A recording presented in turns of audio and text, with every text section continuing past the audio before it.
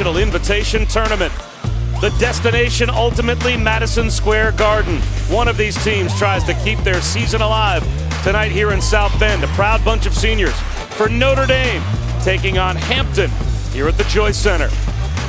The winner of our game advances to a second-round NIT matchup with either Penn State or Temple. Marquette, Oregon, very interesting teams in this portion of the bracket as well. Hi again, everyone. Bob Wischusen here with Robbie Hummel. Thanks so much for joining us. We've mentioned those proud seniors. One of those, obviously, Bonzie Colson, coming back for a Notre Dame team who you wonder, right on the bubble, how they'll deal with that natural disappointment of not making the NCAA tournament. And that's always the question with the NIT. And usually it's the first game. First game is always the toughest. We're going to see tonight, are these seniors ready to go and play for the NIT, or does the disappointment of not making the NCAAs really hurt them? In the NIT, as always, the NCAA wants to try some experimental rules to see if these might be, in the future, rules to implement for all of college basketball for 10-minute quarters, much like the women have adopted on the ladies' side. So the bonus will be at the 5th foul of each quarter. And also notable, a deeper three-point line that matches the FIBA line and a wider free throw lane by about 4 feet. The impact of that, what do you think will be? Well, I think that's really favors Notre Dame. Notre Dame's going to try to throw the basketball inside. Hampton a little undersized. Have to think Colston and Gavin are going to have plenty of room to operate.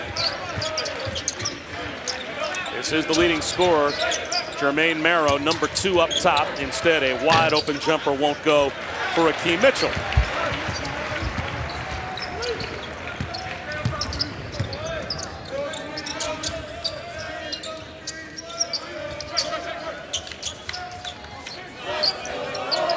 Bonzie Colson in the post. Across the lane. Tries to keep it alive, and it comes up short. Well, I would expect to see that play early and often. Bonzie Colston, plenty of room to operate, just misses his first shot. In and out for Trent Street from deep. Offensive rebound, Trayvon Barnes. And now it's Martinez Gebben that clears it for Notre Dame. Matt Farrell, line drive triple off the mark. So, still looking for our first points.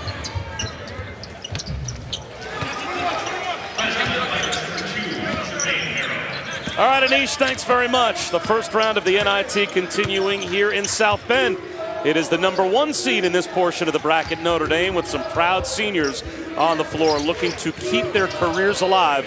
Matt Farrell, Bonzie Colson, they have missed some time this year, but Martinez Gebben has done a terrific job in Colson's absence at times as Notre Dame takes on the 8th seed Hampton. Bob Wischusen here with Robbie Hummel.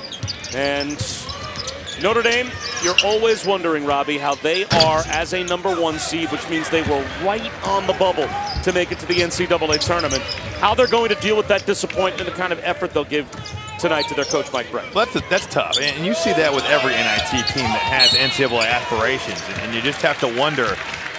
This is a team that's made consecutive Elite Eights, and they've had a lot of success in the NCAA tournament, so you have to wonder, going to the NIT, are they going to be able and mature enough to handle this?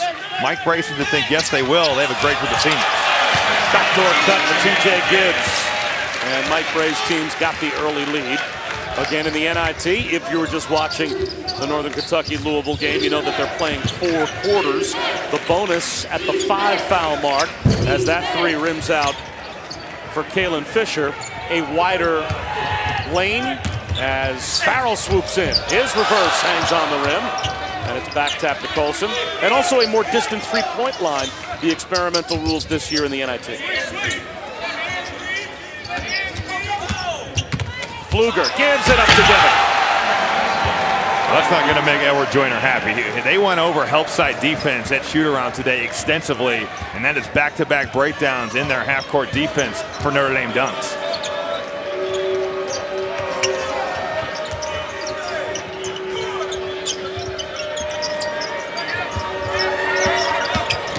Marrow, quick step to the goal. He averaged a little over 19 points a game this year in the MEAC. Well, coming off a disappointing MEAC tournament for him, just 12 a game in the tournament. Obviously, they're also disappointed not making the NCAA tournament as well. They need him to score, and really all these guards to score if they're going to beat Notre Dame tonight.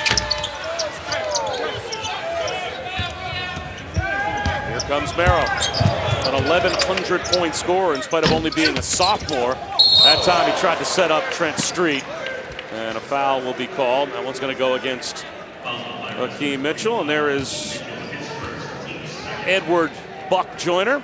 9th season at Hampton, but 5 straight years now that he has Hampton playing in a postseason tournament. They not only were in the NIT last year as well, a couple of years ago the CBI, but in 2015 and 2016 won the MEAC championship and ended up making it to the NCAA tournament, as TJ Gibbs is good again on a reverse. Well, Hampton better figure out this help side thing, because TJ Gibbs just whips his man off the dribble and no one comes over to help. Hampton really struggling to guard right now.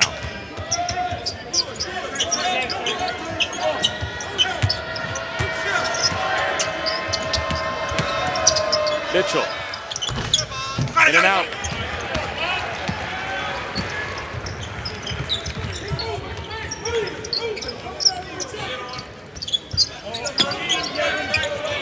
Gavin in the post. That's a bigger body than they will normally see in the MEAC, and it shows there. Well, he has just such a physically dominating game, and right now, have to think Notre Dame going to continue to pound it inside until Hampton shows they're either going to bring a post trap or can stop it. Merrill just about converting a 3-point play opportunity. He is fouled by TJ Gibbs. Martinez Gebben, one of the most improved players in the Atlantic Coast Conference this season, uses his body nicely, gets to his right jump hook, and it just can't be that easy. If you're guarding him, you got to push him off the block, got to give some resistance, and with these undersized Hampton bigs, you have to think, does Edward Joyner send a post trap? All 5 Notre Dame field goals in the paint, and it is a wider free throw lane by 4 feet. You can see the experimental rules. The bottom rule matching the NBA line, and the deeper 3-point line matches the FIBA rules, backed up close to 2 feet. 4 10-minute quarters. They're hoping that that might help with game flow and eliminate some of the stoppages, certainly that we get with the fouls resetting halfway through the half at 5. Maybe not the parade to the free throw line in the last 8 or 9 minutes we so often get in a half in college basketball. Which rules do you think you like the most, and which ones do you think might have the biggest impact? I like the shot clock resetting to 20. I think when you see a team that really likes to slow it down and they take their time on a possession, miss shot, to me they shouldn't have another 30 seconds. It slows the game down. Now we've got more possessions. I think the 3-point line, it's so minute. I'm not sure it makes a huge difference. And I like the quarters. I like the fact that, like you said, we're not going to go to the foul line at 12 minutes to go in the first half. The baseball pass to Charles Wilson Fisher. He throws it down, and that gets Mike Bray not only to call a timeout, but also to go deep on the bench, as Notre Dame's lead has been cut down to 2. He actually did not call a timeout. For a moment, it seemed like the officials signal timeout, but they said that that was their mistake. So Bonzi Colson sits down, Gebben sits down, Pfluger sits down, and Austin Torres, John Mooney come on for the first time for the Irish. Wouldn't be surprised to see Hampton continue to do this and use their press to speed the tempo of this game. Notre Dame likes to slow it down. Hampton, a team that likes to get after you, likes to have as many possessions as possible. Jogo on the drive, gives it up to Torres, and it stays with Notre Dame when we come back with 10 on the shot clock. Early here, 2-point lead for the Irish at home in the first round of the NIT. ESPN's exclusive presentation of the NIT is brought to you by BMW. We only make one thing, the ultimate driving machine, and Boost Mobile. Notre Dame with the early 2-point lead over Hampton in the first round of the NIT here in South Bend, and you can catch every moment of the 2018 NCAA Women's Championship on the ESPN family of networks. For more information, head to NCAA.com, your home for all 90 NCAA championships. Gibbs, line, drive, triple, and that's good from that FIBA arc. That didn't bother TJ Gibbs at all to take an extra step and a half back. No, it didn't. And kind of a struggle at the ACC tournament shooting the basketball for TJ Gibbs. So far tonight, so far so good, 2 for 2 from the field. And now Matt Farrell's got a rebound. He missed 5 games because of a bum ankle. He rises up. That ankle looks pretty good.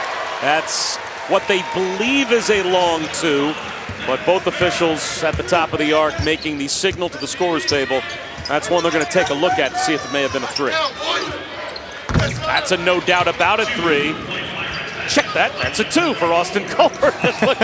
Maybe that line does actually have some impact on this game. It crept out. Colbert, he shoots 17% from 3 on the season. He shot that with a lot of confidence and drilled it. Farrell finds Torres. Foul.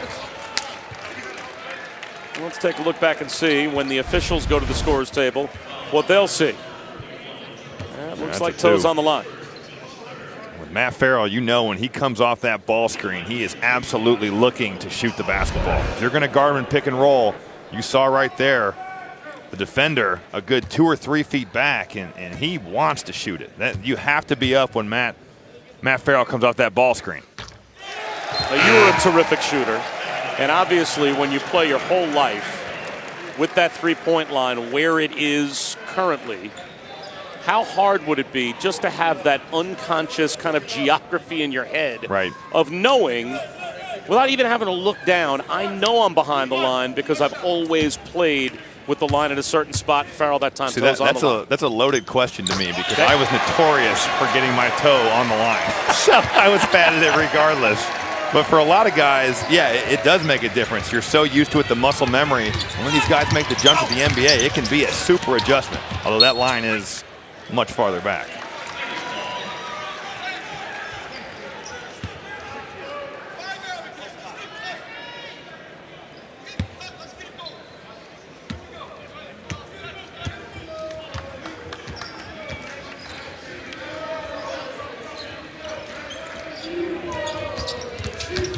Farrell across the lane, out of control. Here comes Jermaine Merrill.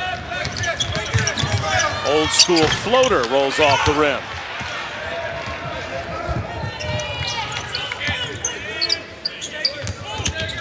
Gibbs with a spin move. The finger roll not there.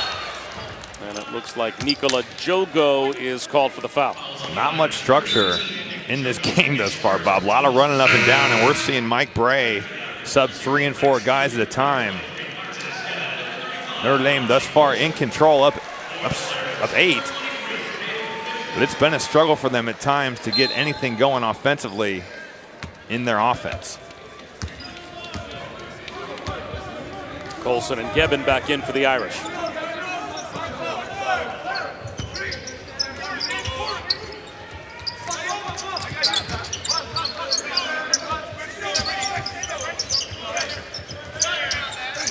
That's a deep jumper from the corner that's good for Charles Wilson Fisher. We're seeing some guys for Hampton step out and make jump shots that aren't necessarily jump shooters. See Wilson Fisher right there just step off the block, knock down the 15-footer.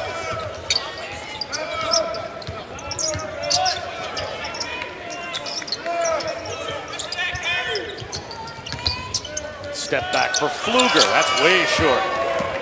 Right now, this basketball needs to go into Bonzi Colson every time. You know, he is a guy that can dominate games. He is just not getting the touches he needs. Shovel pass to Gebbin, and that was illegal. Extra step for Gebbin, so he turns it over. Hampton down by 5. They've got the ball back, and they're going to go to the bench as well. Looks like Hextall's going to sit down. I checked that Marrow is going to go to the bench.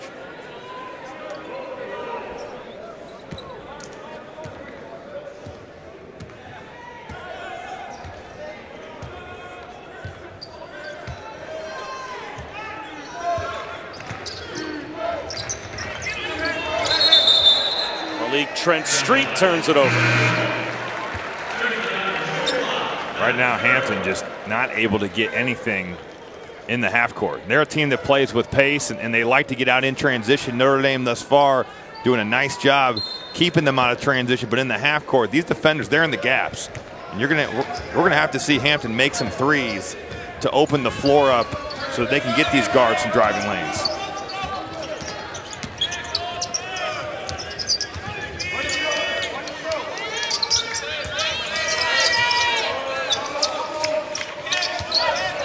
Gebbin sets the screen.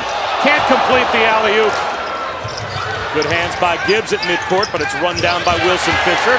He gives it right back to Farrell. Ahead to Colson. Plus the foul.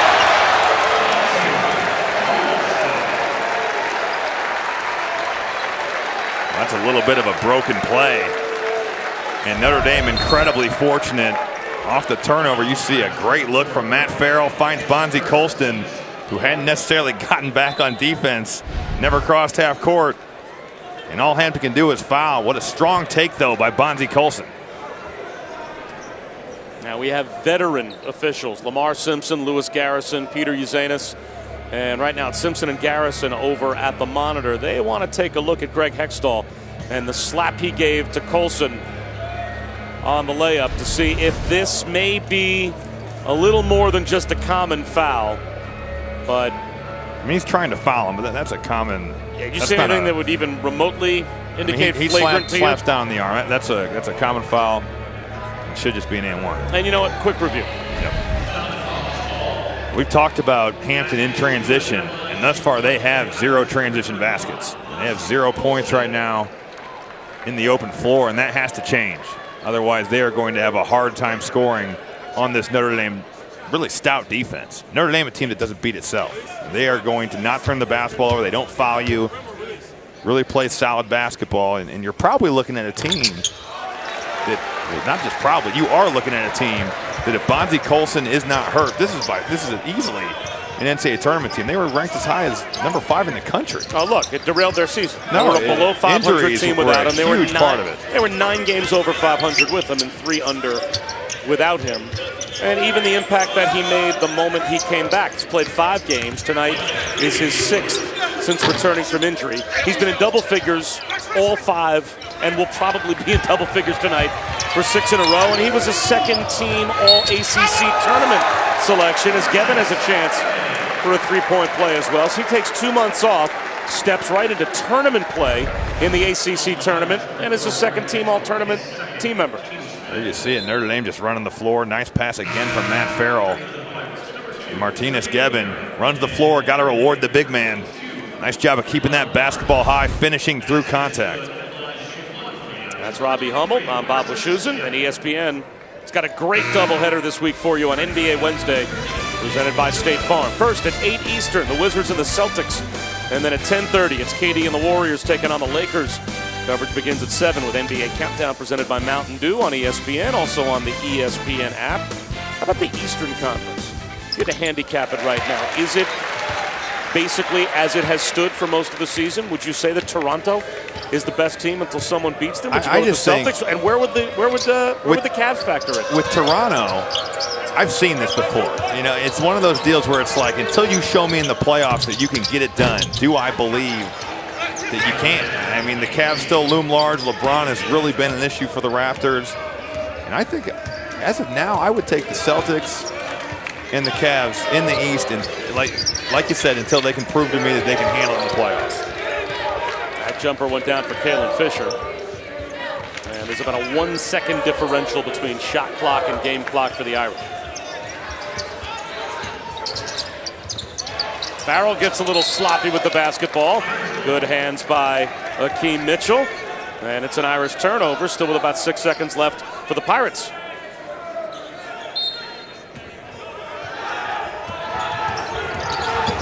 Marrow. Fouled on a reach-in by Pfluger. Now Mike Bray is telling Rex Pfluger, good foul. We've got fouls to give. Rex Pfluger. He looked mad. Was looking at the official. Yeah, he was upset. He thought it was a moving screen. Mike Bray said, no, good foul. Rex is on the court thinking he made a mistake. So Notre Dame still with a foul to give because the bonus in quarters is at 5. Backdoor cut Marrow. High off the glass. What a terrific play to end the quarter for the Hampton Pirates, down by 7 at the end of 1. Just a beautiful play and greatly executed by the Hampton Pirates. A little backdoor action. Notre Dame jumping the gun, trying to deny passes. And honestly, that's just a great cut by Jermaine Marrow. We're going to take another look. See him right there. Nice little high release, float game. But so far, it's been all Irish here in South Bend.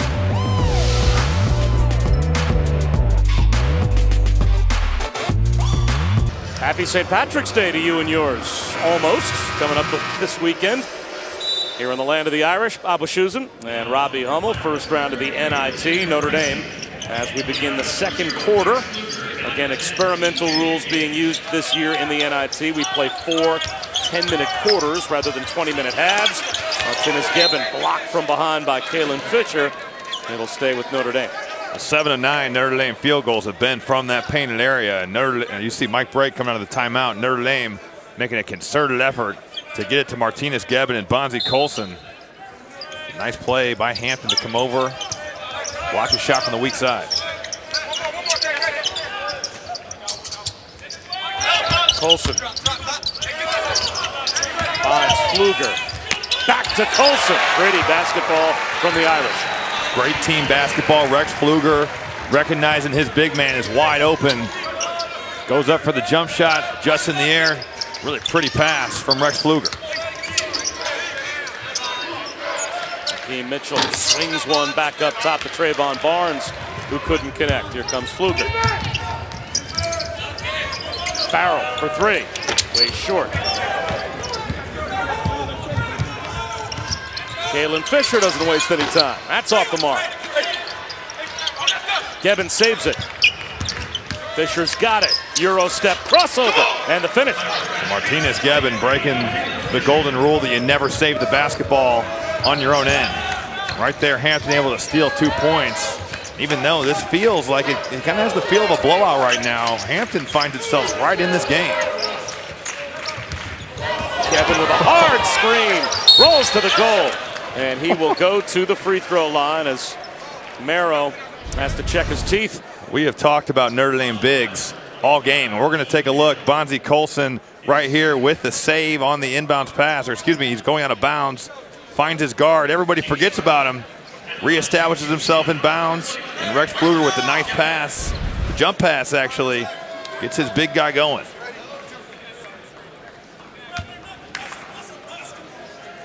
Right now, Martinez Gibbon is laying wood on these screens. He has been a force. These Hampton big men need to make sure they're calling those out. He's a guard. Sometimes you can't see the screener coming. You can get lit up. Martinez Gibbon, in the absence of Bonzie Colson, at times played this year, maybe not like a first-team All-League player in the ACC, but could have been a second-team All-League player. He was number 5 in ACC rebounding in conference games. He averaged 9.5 rebounds a game with Colson out for almost the entire conference schedule. He had 13 offensive rebounds in the ACC tournament. That led all rebounders. He was number 6 in the league, averaging about 3 offensive rebounds per game. Just had a really surprisingly effective year once Colson went down. Well, we talked about it with Mike Brady today, and he was saying the World University games in which Purdue actually played were huge for him. He won a gold medal, got to gain a lot of confidence, played a lot of good basketball against a lot of good players. It's amazing how when you can gain a little confidence like that, you all of a sudden, you just start making plays for your team, and Martinez Gibbon's been able to do that at a high level in ACC basketball. TJ Gibbs headens that one against the backboard, but it wouldn't go.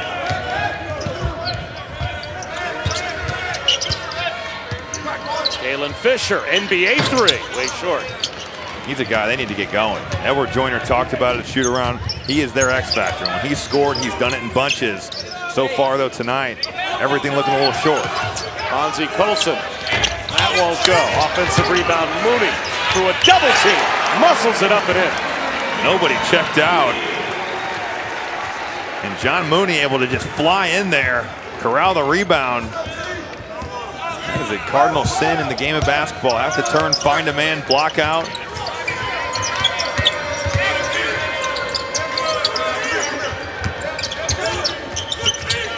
Nice interior passing, unable to convert at the rim.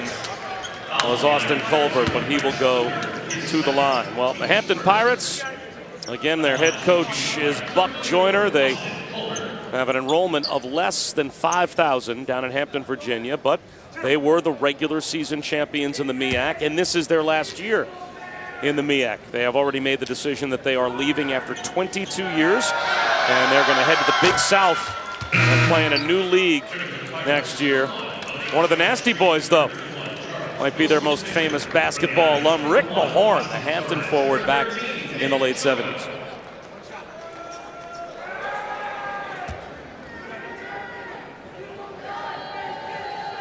Rick Mahorn was never really known as a big scorer. No, he's known as a tough guy. Rebounder, screener. Not bad. Enforcer, yeah. I'm shocked that he had that many.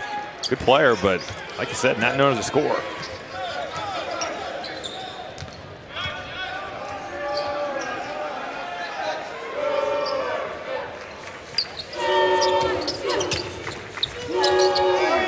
Gibbs, yes, a three. That's the second made three between these two teams, as TJ Gibbs has both of the made threes in the game.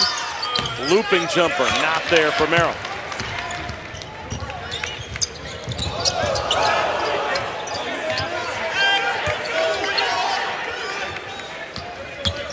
Farrell on the drive. Couldn't get it to go. Numbers for Hampton.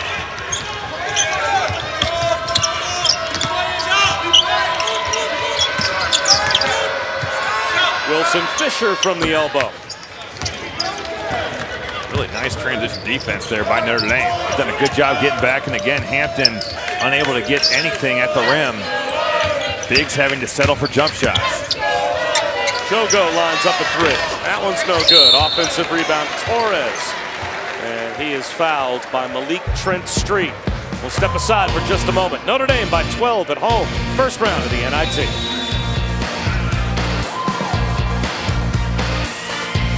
We talked about Bonzie Colson in the open, but so far the front court has been dominated by Martinez-Gebben. Really imposing his will and doing a nice job rolling to the basket hard and pick and roll, but also getting it done in the post. And there's TJ Gibbs really having a nice night, getting to the rim, also knocking down shots from three. The two of them are combined 8 of 12 from the field, while the rest of the Irish is 4 of 16.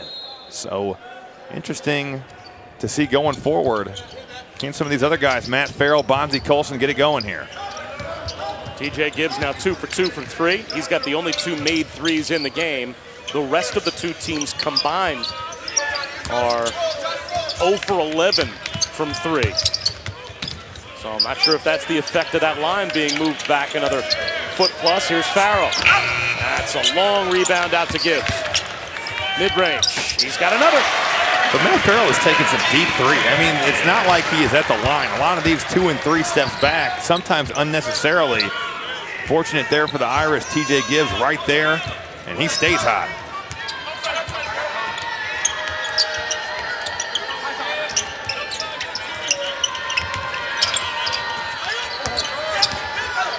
Losing it on his way to the goal was Kalen Fisher.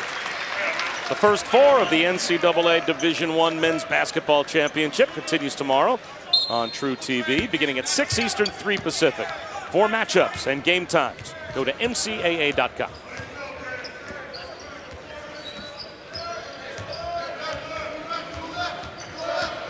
Asked Mike Bray at the shoot-around earlier today what he thought as Jogo tries a three. That comes up short. The impact of the more distant three-point line was going to be. He didn't think it was going to have any impact. Yeah. You agree?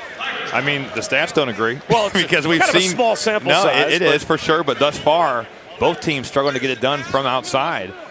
To me, it's not that much of a difference. I wouldn't think it would have an impact, but statistically thus far, both teams really not shooting the ball well from three.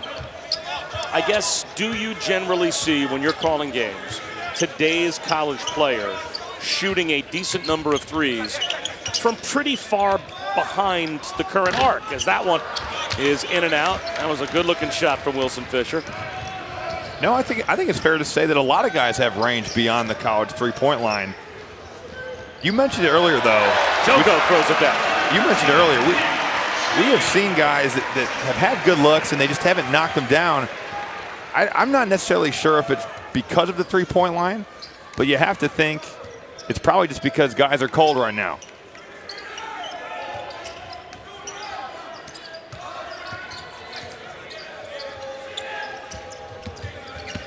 Narrow, hesitation, dribble, Gebben. Or checked out Moody, shuts him down and takes it away. Farrell pulls up.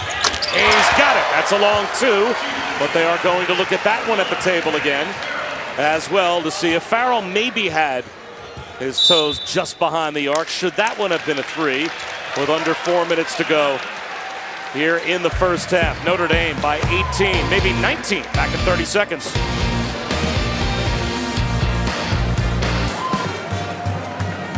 Welcome back to South Bend. Lewis Garrison, one of our officials over at the monitor as we speak, and he may ask for one of his fellow officials to come in and take a peek as well. But while we were away, we took a look at this replay, and it does look like that right toe for Matt Farrell's just behind the line. Notre Dame might get an extra point on the board. Yeah, a little bit of daylight right there. Matt Farrell been towing that line all night, and Lewis Garrison confirms that is a 3-point made field goal for Matt Farrell.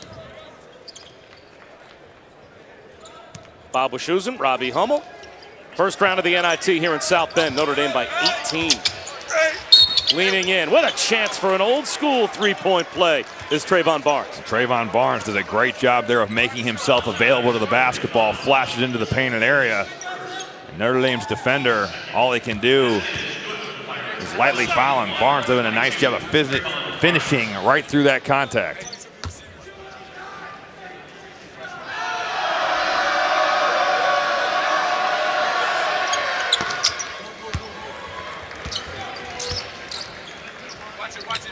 First Hampton bucket in over 5 minutes, as they have allowed this game to get lopsided here in the first half. But they can score in buckets as well. Here's Farrell through traffic. Short.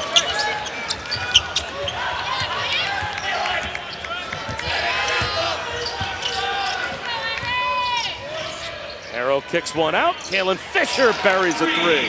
That's what they're going to need to get back in this game. They have to get some dribble drive penetration into the painted area and find their shooters. Kalen Fisher locked and loaded in that corner. Nice job of being ready to shoot the basketball. First made 3 for the Pirates. Coming up on 3 minutes to go in the first half. Bonzie Colson. Old school hoop. He just has a game where he can get a shot whenever he wants. Whether it's with a running shot like that or if he wants to shoot a turnaround. Just a really impressive player and a huge part of this Notre Dame offense. Gibbon clears. Here comes Farrell.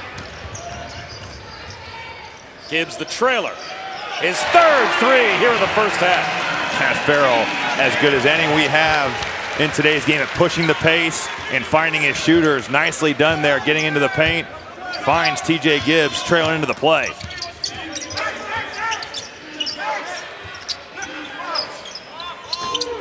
Three won't go from the corner for Lysander Bracey.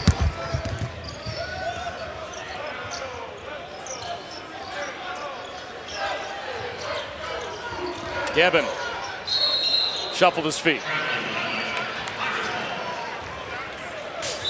Bonzie Colson, been a little bit of a slow night for him. Just 7 points so far, but this one right here, pretty. Little old school, one-handed jumper.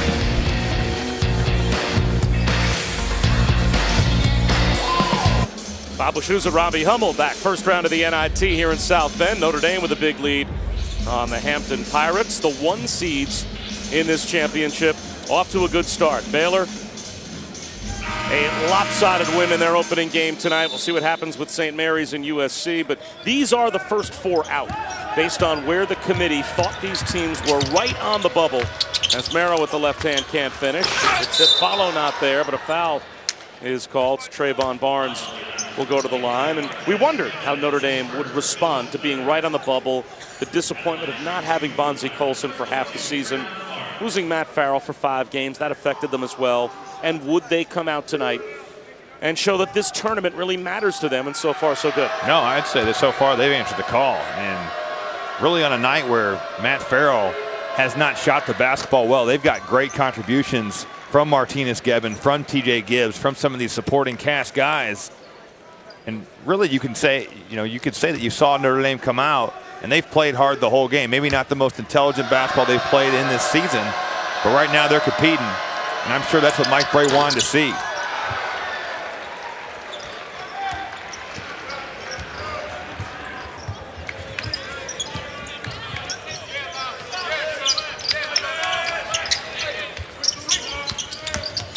Jogo on the drive. Barrow the other way. A long pass for Wilson Fisher. He goes over Gibbs. That is exactly what Hampton wants. And I would say keep your eyes open on the lookout for Hampton to have guys start leaking out.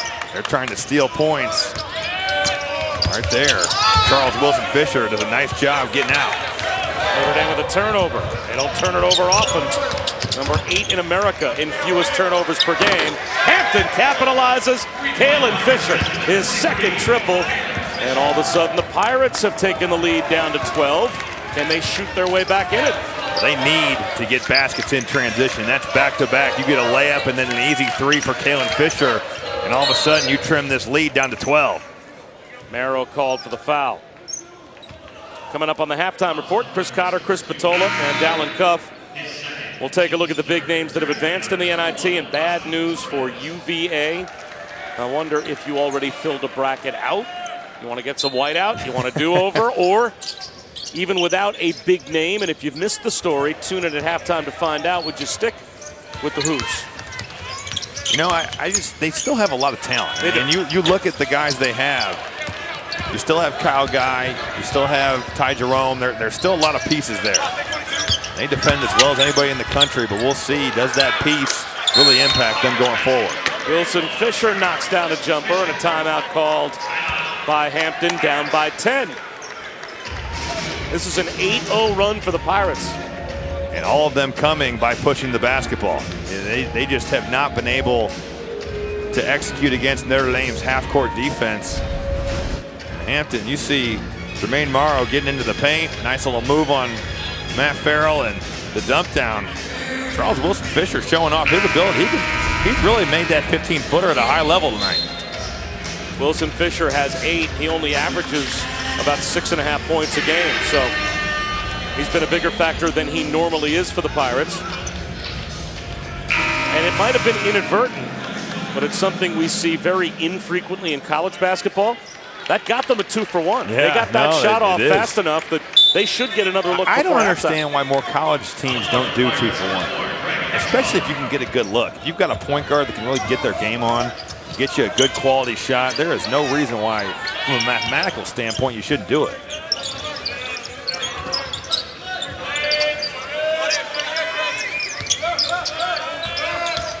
Farrell uses the screen, finds Torres, roll into the goal. Oh, well, Austin Torres with the finish. Hampton's weak side defense falling asleep. Matt Farrell with the pretty dime, and Austin Torres with the finish. Fisher looking for 3. Comes up a little bit short, and it's a 12-point lead for Notre Dame at halftime. Was this a violation, though, on Austin Torres? Not to let the truth get in the way of a good story, but was this a double dribble? Let's see. He put it down with 2 hands. Kind of a weird play, but only one bounce. Yeah. 12-point lead at the break for Notre Dame. First round of the NIT after a short break. Chris Cotter, Chris Patola, Dallin Cuff with the halftime report. Welcome back. First round action of the NIT. And the 1 seed in this portion of the bracket, Notre Dame at home. A very strong first half for the Irish. They shoot 47% from the field, and they have a double-digit lead. Bob Wischusen and Robbie Hummel set for second half action. Again, we've got the experimental rules. We'll walk you through those if you're just joining us here in first round action of the NIT. What is not experimental, though, for Notre Dame is getting their injured players back on the floor. Bonsi Colson being on the floor, even if he's not the focal point, makes this look like a different team, and they played like it in the first half. No, there's no question. When he's on the floor, this Notre Dame team is completely different. And they got great contributions from Martinez Gebben and also TJ Gibbs. Both of those guys really shooting the basketball at a high level. They combined to go 10 for 14. But just having a guy like Colson, you know, he just attracts so much attention.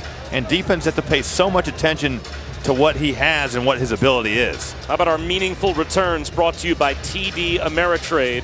What they were missing when he was gone and what they got when he came back. What really has impressed me about him, though, is that there was no rust period. He came back and immediately started playing great basketball. And for somebody that's missed that much time, it's so impressive to see him not struggle from the field shooting the basketball. Hampton, the regular season champions in the MEAC, but lost to North Carolina Central in the championship game. So as a result, they get the automatic bid to the NIT, their prize coming to Notre Dame. And boy, did they have some travel struggles on the way here as well with that nor'easter that right now is pounding Boston and Cape Cod for the third time in 2 weeks. That began down in Virginia. So they had a hard time getting out of Virginia yesterday. They landed in Chicago at about 2:30 in the morning. By the time they got the players, as Gevin scores, on the buses all the way down to South Bend and got them to bed, it was 5 o'clock in the morning when Hampton finally settled in for the night. And it is hard to play when you deal with stuff like that. I've had something like that happen myself. We went up to Michigan State, bust up at 5 in the morning, went up to East Lansing, and just got our brains blown out. It was unbelievable.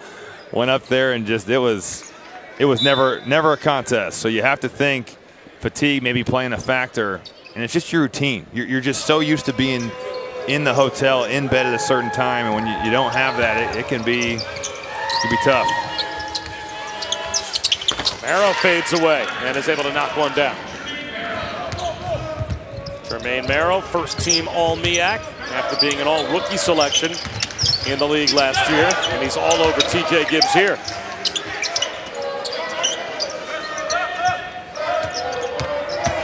Farrell on the drive, quick first step, and it pays off.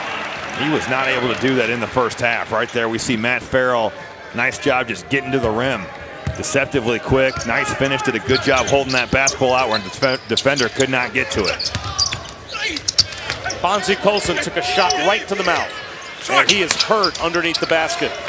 Now he's going to try and walk it off, and he will stay in the game, but boy, he took a pop right to the jaw. Doesn't look like he's bleeding, so no reason for the officials to stop playing. He'll post up.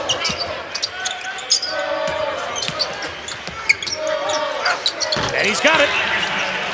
Just so impressive with his balance. You know, you see that defender try to pull the chair out from under him, keeps his balance, and he is so effective with that fadeaway jumper.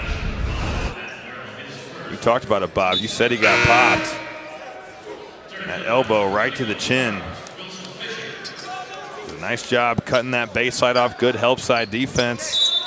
And Malik Trent Street just catches him a little bow. Last foul for Notre Dame called on Matt Farrell. Does Bonzie Colson's game translate to the NBA, in your opinion? He's just very undersized, and that's going to be what's hard for him. When you're an undersized guy, you got to be able to really shoot the basketball. You got to be able to space the floor, because in that league, it is such a grown man game in the paint. Colson draws the foul on Wilson Fisher. The thing you love about Bonzie Colson, though, it's his motor. And if he can't play in the NBA, he for sure can play overseas. He's an effective player on both ends of the floor, defends, plays hard, and can really score in the low post. Step back jumper. Run down by Gibbs. Skips to Farrell. That's no good for three. He's got some good looks. That's another one. Able to step right into it. It's one of those nights where nothing going from three.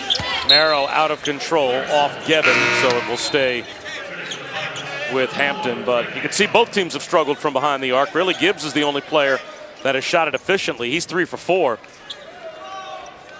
Fisher's made a couple of jumpers for Hampton, but the effect at least of an extra 1.5 feet or so of the three-point line moving back to the FIBA International line. Maybe that's in the head of these players. And we've really seen Farrell. He has been close to that line multiple times tonight. Have to think maybe it has bothered him, especially if he's a guy that likes to shoot really close to the three-point line. That time he stepped inside for 2, way up in the air for an offensive rebound. Trayvon Barnes, but gave it away. Here's Farrell. Behind the back to Gevin. How good was that? Plus the foul. Just a little misdirection look there from Matt Farrell. No look, get your big guy going.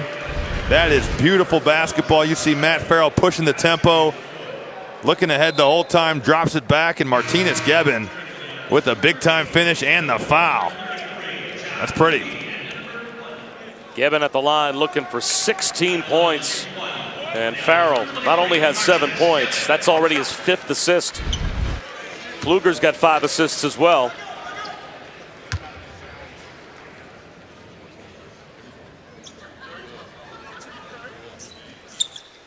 16 for Gibbon. And he will get a rest as Torres comes back in.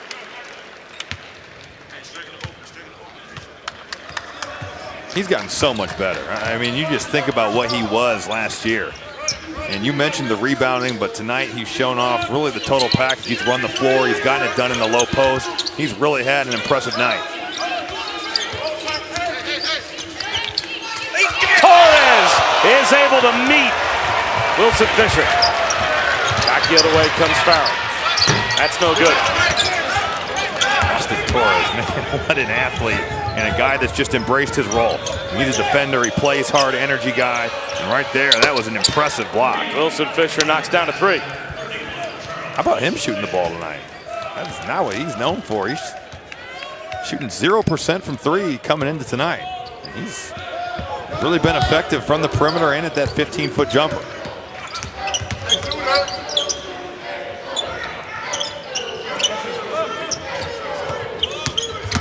Gibbs drives it. Reaches in on Wilson Fisher. Tied up. Possession arrow keeps it with Notre Dame. Man, TJ Gibbs playing hard, and really Notre Dame right now is playing hard, getting after it on the defensive end. Austin Torres doing a phenomenal job of being to the basketball and then getting over help side on the pass. Both him and John Mooney doing a nice job going up there and meeting the Hampton offensive player.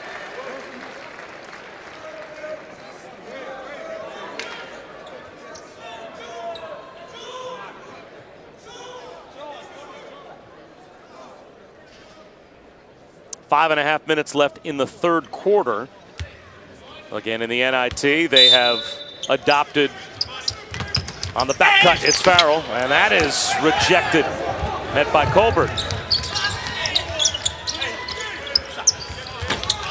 Pulling the string a bit on the baby jumper was Greg Hextall. We're playing 4 10-minute quarters instead of 2 20-minute halves. The same clock rules that women's basketball uses at the NCAA level. As Mooney tries a three, that's off the mark. The tip followed. Not there for Pfluger. He's first to the floor, but it's taken away by Hextall.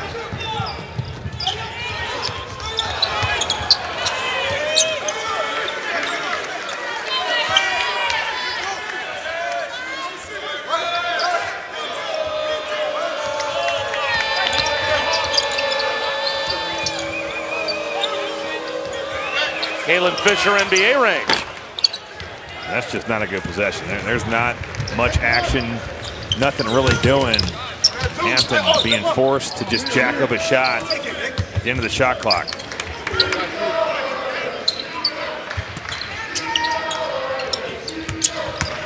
Farrell tries to give it up. It deflects to Mooney. And to shoot. Mooney across the lane. Fouled by Wilson Fisher. So we'll step aside midway through the third. Notre Dame in control. ESPN's exclusive presentation of the NIT is brought to you by Chase. Make more of what's yours.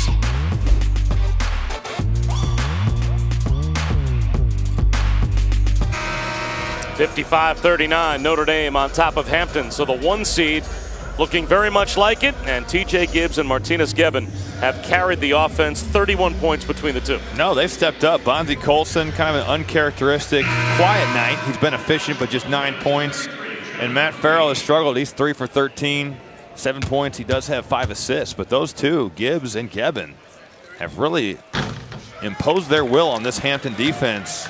Done a very good job scoring the basketball for Notre Dame. That's Robbie Hummel. I'm Bob Wischusen here at the Joyce Center in South Bend. You always wonder how that bubble team that's a 1 seed is going to respond in the NIT. Well, Mike Bray is getting the effort that he hoped he would out of his group. No, and this is what he wanted to see. And as he said today at shoot-around, the first one is the toughest one. Once you get through the first one, you kind of can sense that Madison Square Garden is on the horizon. There's things to play for. And I thought he made a great point today, too, when he said, hey, I told my seniors, you're playing for some money. Yep. You're playing to make yourself as much money as you can going into your rookie season as a professional. So have to think, especially with the bright lights in New York, the NIT, if you get to the Final Four, there's a lot of eyes on that. So that's in the NBA or Europe. A lot to play for these seniors. Mooney gives it up to Torres, and Torres draws the foul. Something else that he said was eye-opening, and it just goes to show you how time flies as Wilson Fisher picks up his fourth. Even the seniors on this team, they've never played at Madison Square Garden. It's been that long already that Notre Dame's been in the ACC. You think about how we've already gotten used to the new quote-unquote Big East, but Notre Dame forever was a Big East team. Played in the Big East tournament at Madison Square Garden. Well, this group has never done that. Right. They've been all ACC their entire careers, so that's a carrot, isn't it? I would think for a Bonzie Colson and a Matt Farrell, the seniors with this group, to have a chance to play at the Garden. And they've played at the Barclays Center, and Barclays is nice, don't get me wrong, but there's just something about being in Madison Square Garden, and Notre Dame has a great East Coast alumni base. You know, if they can make it to that Final Four, they're going to have a great showing, and absolutely, it's an awesome building. It's a great place to play and see not only a pro game, but also college basketball. And if nothing else, a chance for these two to play 5 more games together if they make it all the way to the championship game, as Colbert keeps the shot alive on the offensive glass for Hampton. Now, there's got to be something, I would think, in this season where Farrell and Colson lost so many opportunities to play together because of injuries. Gavin picks up his second. Just a chance to play 5 more games of tournament basketball together, I would think would mean something. Absolutely. And you have basketball taken away from you. It can really make you realize how much it means, how much your teammates mean too. This is a group that's won so many games, and you're right, they have a lot of pride. And playing for Notre Dame means something. Mike Brake talked about his 2 NIT teams. One of them didn't approach the right way, lost their first round game here. The other made it to the semis where they lost to Penn State. So there's a lot that can come of this, and you're absolutely right. You're playing with your guys hopefully 5 more times. Once it's done, it's over. It's not coming back, and you have to appreciate what you have when you have it. Rex Pfluger stretches the lead to 22 with that 3.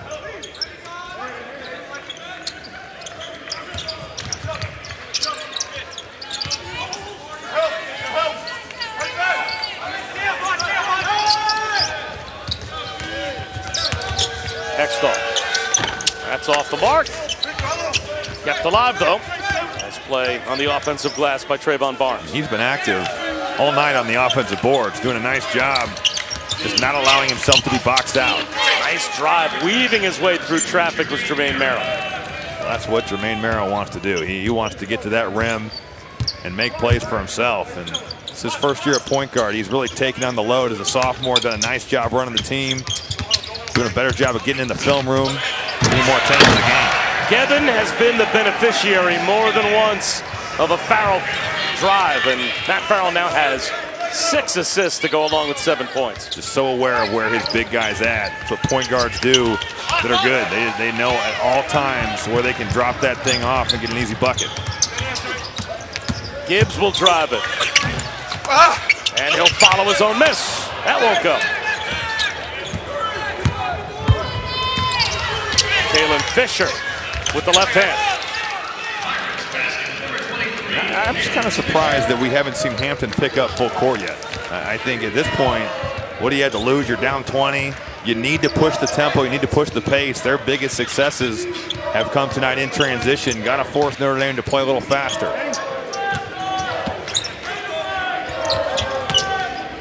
Bonzie Colson doesn't get the roll.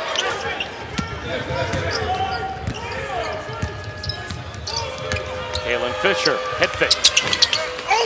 And Colson knocked to the deck by Barnes. And a foul call. Catch every moment of the 2018 NCAA Women's Championship on the ESPN family of networks. For more information, visit ncaa.com, your home for all 90 NCAA championships. And first and second round of the Women's Championship. This obviously is one of the sites, as it seems to be every year. Yeah. How often does Muffin McGraw not have a team ranked in the top 5, much less the top 16? Well, the job she's done since she's taken over. Notre Dame has been a force in women's basketball for as long as I can remember. Going back to the Ruth Riley days with their national championship teams and into the Skylar Diggins era and even to today. They have had so much success.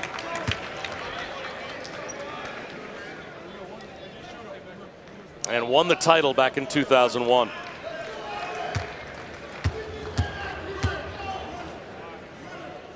was Hampton's 15th foul here in the third quarter.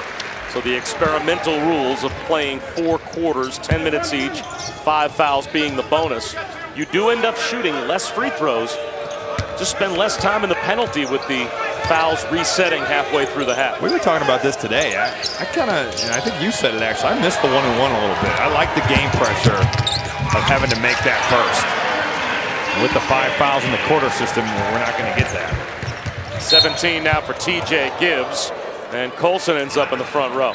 I wonder if there is a way, and I might be. You can make the 5th foul 1-and-1, or yeah, 5th and 6th 1-and-1, and then from there on 2. We might be the only 2 people that care. I don't know that I've heard that many people that could be chime in that they really missed the 1-and-1 if they had to do away with it. But I've always thought that fouls 7, 8, and 9 in a close game. Well, the end of game pressure. Yes. You see it get to guys all the time. It definitely created situations at times where there was drama that the double bonus obviously all the time. You just have that comfort level knowing I've got 2 regardless, and I agree with you. We may be the only 2 in America that care, but at least we have each it's other. Out there, yeah. At least we can be partners in this. There you go. And the NCAA will take a look at the data that's accumulated in all of these NIT games with the experimental rules. Mike Bray's on the committee, the rules committee, to see whether or not you will take that data and maybe make some of the permanent changes out of the experimental rules. As Bracey tries a 3 before the end of the quarter, that won't go. Colson fumbles it out of bounds, so still 3.8 on the clock for Hampton. 34 career double-doubles now for Bonzi Colson. He's got another one tonight. He just plays so hard. I mean, that's the ultimate compliment you can give a guy. Competes and leaves it out on the floor every night. Kalen Fisher off the mark at the end of the third. 23-point lead for Notre Dame, as Bonzi Colson tries to keep a celebrated career at Notre Dame alive. They're on their way to a first-round win.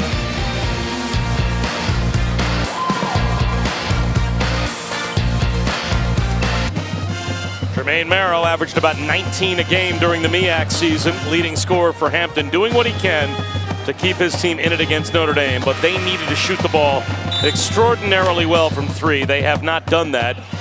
And Martinez Gebben and TJ Gibbs combined have been very effective. Babelshusen here with Robbie Hummel. First round of the NIT at Notre Dame, and the 1 seed on their way to advancing to round number 2, hoping to get to Madison Square Garden. We've seen Notre Dame play zone, we've seen them play man, and really everything they've done tonight defensively has been so effective.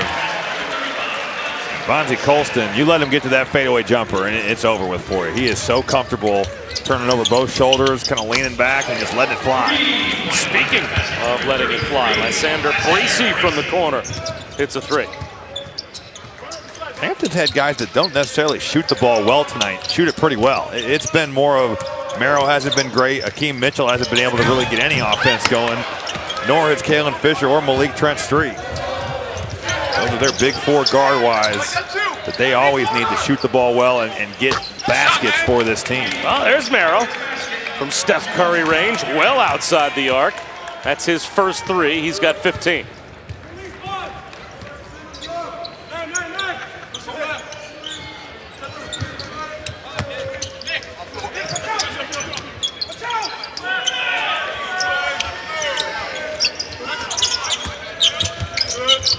Jogo from the corner gets the roll. Jogo, a guy that has just struggled so mightily to shoot it. And he's lost his confidence, and it has to feel so good for him, even though a little unconventional, hit the back iron and rolled in, but good to see him make a shot. Wilson Fisher knocks it down. Only Jogo's 14th made 3 this season. Shooting 25% on the year. All of a sudden, this is a shooting bonanza here. We've seen both teams a little cold from 3, but heating up here in the 4th. Quick step there for Farrell. Narrow, lost it. Farrell the other way. Lobs one, and Jogo sends it to Pfluger in the corner for 3. Way short. Gebben crashes the offensive glass. Farrell lines up a 3. That one's no good. Bonzi Colson draws the foul. And if that is on Wilson Fisher, that might do it. Well, the NCAA Women's Championship presented by Capital One begins Friday at noon on ESPN2. With first-round games, check your local listings for the game in your area. Remember, all games are streaming live on the ESPN app, so you can watch at work and hopefully not get anything done. As Thursday and Friday, first and second round of both of the men's and women's tournaments. I think I saw the metric that the American economy is going to lose about $6.5 billion worth of production tough day on in the United Thursday States. and Friday. So I want to hold off on your 401k contribution until Monday. Mooney from the corner. That won't go. That's the second Wilson time Fisher we've did seen foul out. Notre Dame pass up on dunks and layups for threes.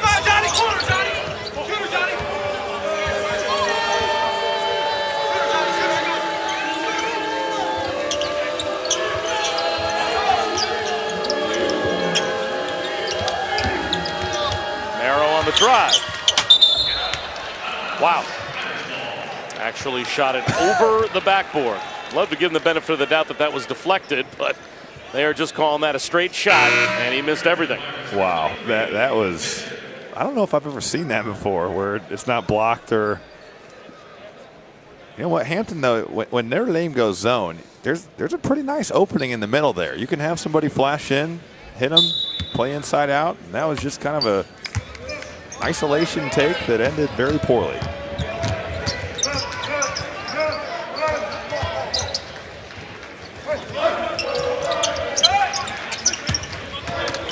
Down the lane, Jogo. That's what Jogo should have done off the lob. Really good athlete, nice cut right there. His only offers out of high school were North Florida and Northeastern. Did a prep year, and Mike Bray went to scout Thon Maker.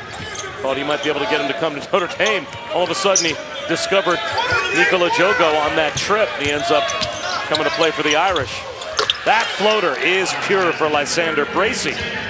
It's always crazy to me, Bob, just when you hear stories like that, and coaches go to see other guys. Where you find a player. They come away, and it's like, oh, I like this guy, too. It's like, if you remember Gary McGee from Pittsburgh? He was on my AU team. Jamie Dixon shows up to the gym to see DeJuan Blair. Gary plays like the greatest game of his life up to that point and ended up being a very good big man for Pittsburgh.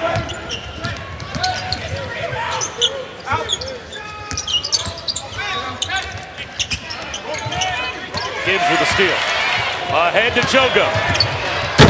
Misses the dunk. Yikes. And he gets up with a big smile on his face as Gibbs gives the foul on Merrow. Attention Sports Center. We have not top 10 nominees. There's the first. Some unconventional plays here in South Bend, and then the power jam. No.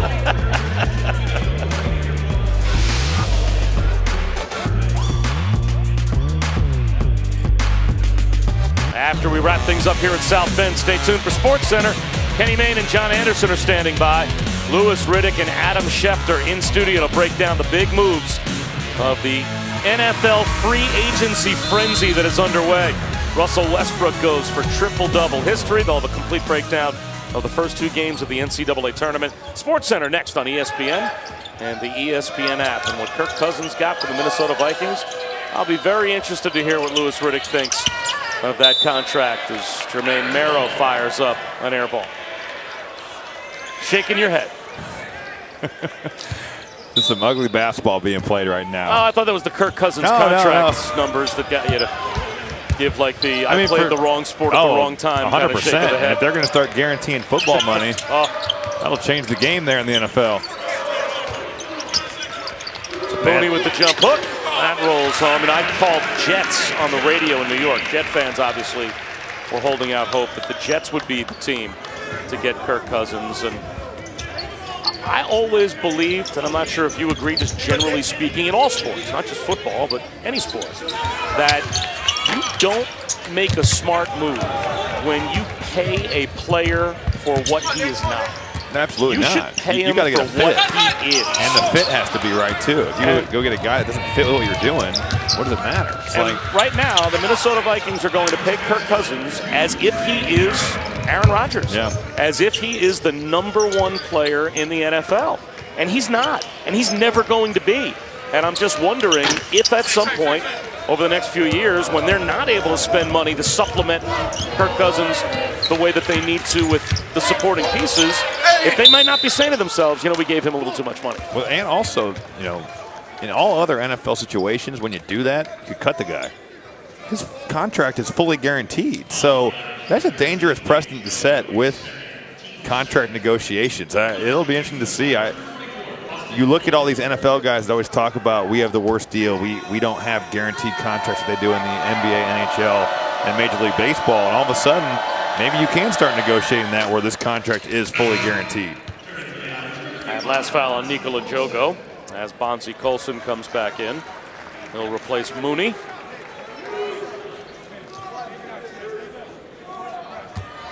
A little surprised we see Bonzie Colson right now. 4:20 to play.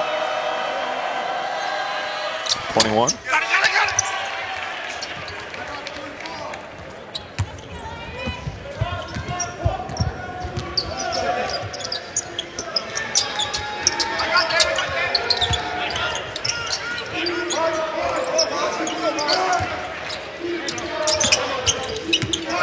Pfluger at the elbow. That won't go. Long rebound. Jogo's got it.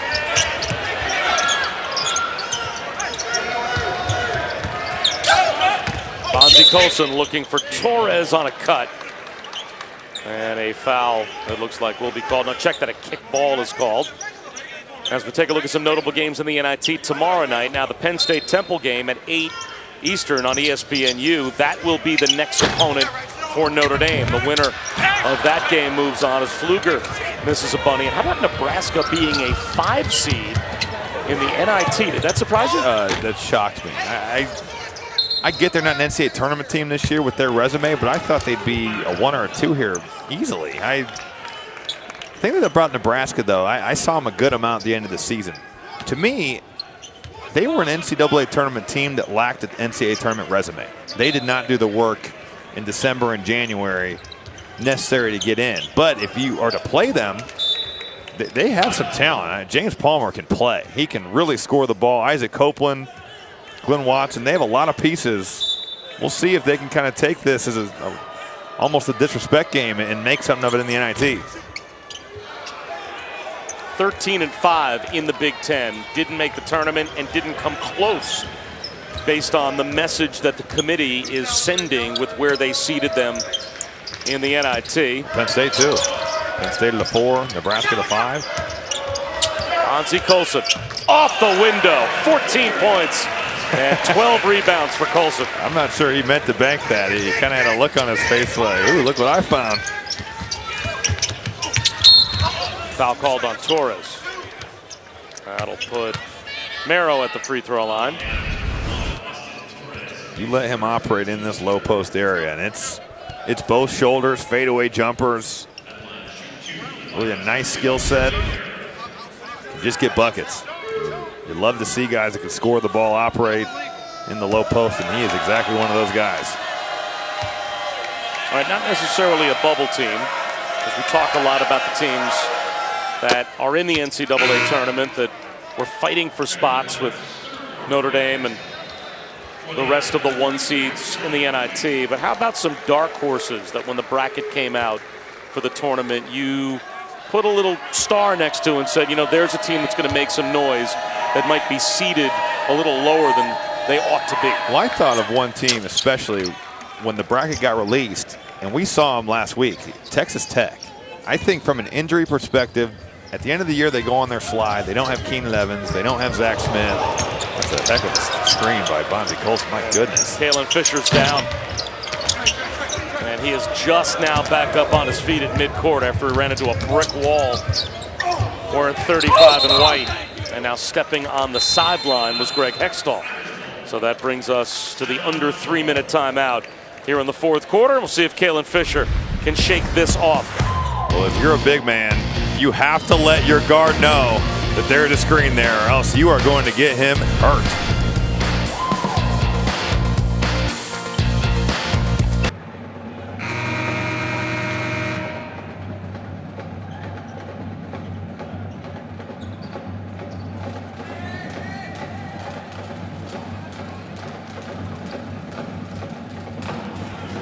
All right, Kenny Mayne, thanks very much. Bob Wischusen and Robbie Hummel here in South Bend. Only 2:44 to go in the fourth quarter of this first round of the NIT matchup between Notre Dame and Hampton.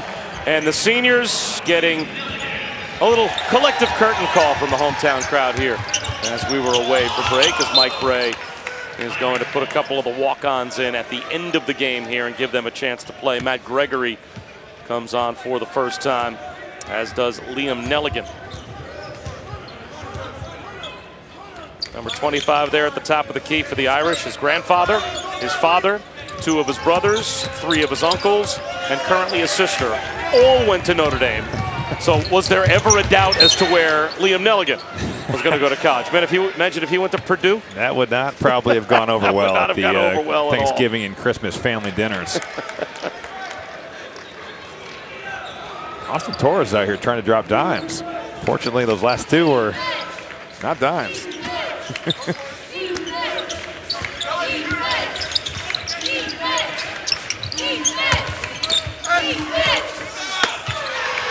a rebound pulled down by Matt Gregory, a former walk-on that earned a scholarship over the summer. Crowd wants Nelligan to put one up, either he or Gregory. Instead, it's Moody.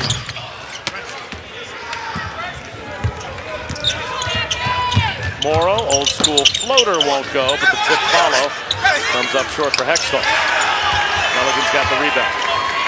So how about Notre Dame moving on to take on either Temple or Penn State as Nelligan swoops in a little too strong. We've seen Penn State. They're talented. Ohio, ask anybody in Columbus how talented they are. Tony Carr is as good as any point guard in the country, and you have to respect his ability and his talent. They have great guard play. Shep Garner. A lot of players there. You have to wonder about Mike Watkins. Can he play? Is his knee going to be healthy enough to go? Man, Pat Chambers has a very talented team, and you have to think that they've got to be hungry. Fisher can't float one home. Narrow. Yes.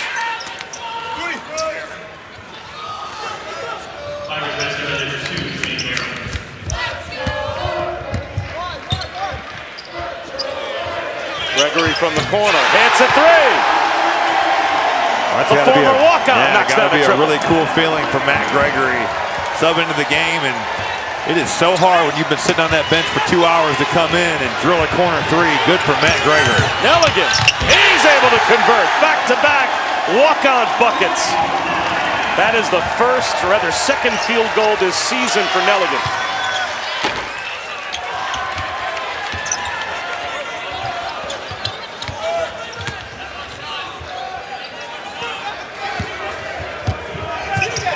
Again, short, as Gregory lined up a wide open look.